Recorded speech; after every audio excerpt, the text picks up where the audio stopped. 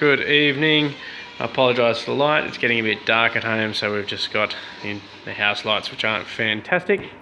So I've made a few changes, some updates. We've got some filter media in now. First I'll start off with the internal filter. So I am using a sock filter to remove all the solid waste. The reason I went for a sock filter at this point is I wanted to use the least amount of space possible, and I didn't particularly want to do any external filters, just for a bit of an experiment. So my filter is actually half a bucket, which I've siliconed onto the back, which in effect turns it into some form of, I suppose, an internal sump. At the back you can see now some of it is actually coming over the back. I'll fix that up next time I pull it apart, which will be in the next couple of days. So the majority of it's going through the sock filter anyway. As we come down, you can see it's going through the sock filter. I have just used lava rock for my biomedia, incredibly porous.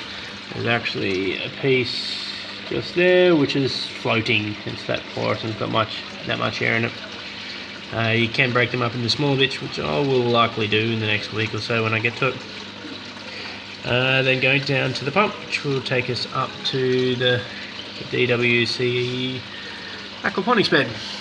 Again, coming straight out the top. The small leak's still there. As I said before, not worried about it. It's leaking directly back into the tank, so I'm not fussed. Okay, up the top we've got a little bit of a Venturi sort of thing going on here to get some more air in.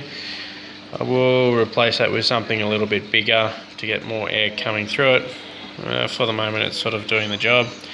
I experimented with a few different cuts on the end of it. I'll try to bring it out so you can see it. As you can see, I did some that were a bit shallower, a bit sharper, tried a few different things, and this sort of worked out to be the best.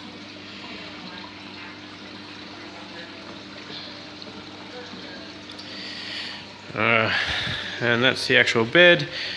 It's about, I think it was 1.6 or 1.8 long and 600 wide or so. My overflow is still doing a pretty good job here. Around to the back. A few changes I've made. I put a cap on this with some air holes. This prevents the flow which is going down to the tank from becoming a siphon. And the cap just stops a lot of the noise.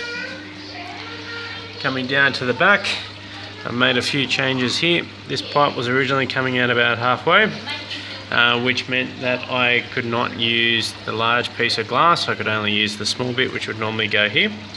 So I cut that down, brings it back to closer to the back of the tank, which allows me to cover more of the tank. This pipe finished about here previously. I've extended it down under the water level. It creates a lot less noise now that it's under the water level. Because of that breather pipe up the top, it won't actually create a siphon.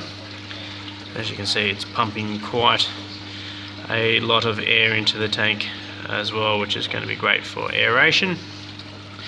The next things on my plan is I'm actually going to be adding some tech to it and some sensors. So I'll be putting a pH sensor in. Around here I'm going to be adding a sort of a sonar sensor to get a read on my water level, and I'll have a small water reservoir that'll probably sit behind this tank that will automatically fill the tank up when it's getting low.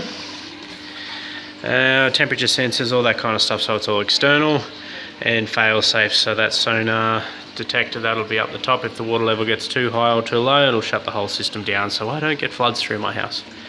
This is all for this one. I'll give you some more updates when I get to the next stages.